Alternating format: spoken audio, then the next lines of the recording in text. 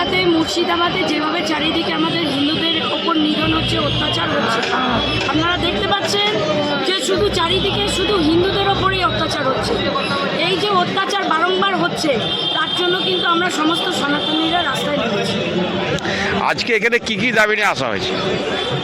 আমাদের দাবি একটাই, রাষ্ট্রপতি শাসন। আচ্ছা, এই যে চারিদিকে এত প্রতিবাদ করে কি কোনো ফল পাচ্ছেন?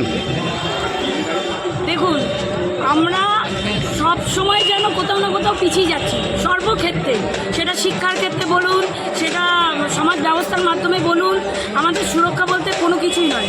আজকে দেখতে পাচ্ছেন কাশ্মীরে যেভাবে আমাদের টুরিস্টরা ঘুরতে গিয়েছিল, সেখানে যেভাবে আমাদের হিন্দুদেরকে বেছে বেছে আক্রমণ করে মেরে ফেলা হয়েছিল, এটা থেকে অনেক কিছু বোঝা যায়। বিগত মুর্শিদাবাদে যেভাবে করে হিন্দুদের ওপর অত্যাচার হয়েছে, মালদা জেলাতে হয়েছে, হুগলি জেলাতে হয়েছে, কোনো নিউজ রিপোর্টে কিন্তু সেভাবে আমরা ভূমিকা দেখতে পাই না। ইন্টারনেট পরিষেবা সেখানে বন্ধ করে দেওয়া হয়। কোথায় মমতার প্রশাসন, সেখানে চুপ। তাদেরকে কোনো কিছু জানালে, মহিলাদের ওপর ধর্ষণ হলে কোনো রকম প্রশাসনের সহযোগিতা পাওয়া যায় না। এই যে বারংবার হিন্দুদের ওপর যেভাবে অত্যাচার হচ্ছে, তার জন্য আমরা বুঝে গেছি যে আমরা কোথাও না কোথাও থমকে গেছি। এই কারণে আমরা এখন রাস্তায় নেমেছি। মানুষরা মিটিং মিছিল করে। বিগত 2011 সালে এখানে তৎকালীন এসপি ছিল এসপি মির্জা। এই কার্জনগড়কে মুসলিম সম্প্রদায়ের জেহাদি সিদ্দিকুল্লাহ দল কার্জনগড় সহ গোটা বর্ধমানকে অবরুদ্ধ করে দিয়েছিল। আমরা সনাতনী, আমরা কিন্তু অবরুদ্ধ করি। আমরা আমাদের দাবি দাও, আমরা সদ্য ঘটে যাওয়া মুর্শিদাবাদে যেভাবে দুই হিন্দু সনাতন হরগোবিন্দ দাস এবং চন্দ্র দাসকে এই জেহাদি মুসলিমরা কীভাবে নৃশংসভাবে হত্যা করেছে, এবং সদ্য ঘটে যাওয়া কাশ্মীরের পালগায় হিন্দুদের বেছে বেছে লিঙ্গ নির্ধারণ করেছে হিন্দু কিনা, এই তার প্রতিবাদে হিন্দুদের সুরক্ষার দাবিতে, মহিলাদের সুরক্ষার দাবিতে বিভিন্ন মঠ মন্দিরগুলোকে সুরক্ষার দাবিতে দিতে পারে। কিন্তু দলদাস পুলিশ, মুখ্যমন্ত্রীর দলদাস পুলিশ, হিন্দু সনাতন বিরোধী পুলিশ, হিন্দু সনাতন পুলিশ মুখ্যমন্ত্রী আজকে হিন্দুদের উপর অত্যাচার। দেখলেন তো একজন হিন্দু সনাতনী তার তুলসী মালার, তার কণ্ঠের মালাটা কীভাবে ছিঁড়ে দিল। এরকম ধিক্কার জানাই যে করেছেন।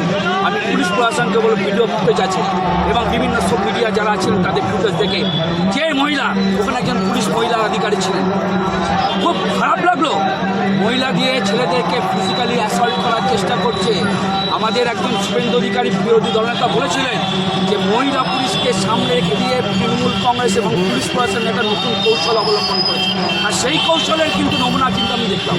এই ধিক্কার জানিয়ে বর্ধমান পুলিশের পুলিশ প্রশাসনকে। কী দাবি নিয়েছিলেন? আমাদের দাবি বললাম তো আপনার, বর্ধমান শহরে বর্ধমান জেলার বিভিন্ন মঠ মন্দির যেগুলো আছে সেগুলিকে সুরক্ষা দিতে হবে।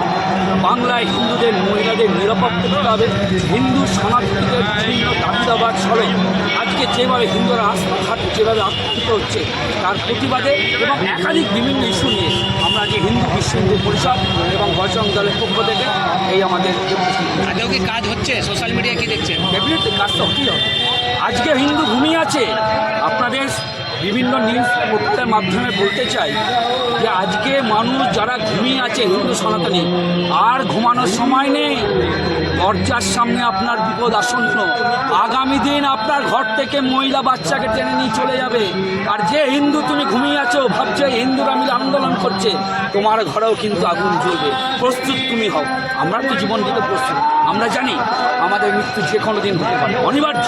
আমরা সেই হিসাবে সনাতনকে বাঁচাতে একটাই কথা, হিন্দুস্তান জিন্দাবাদ, পাকিস্তান মুর্দাবাদ। আর হিন্দু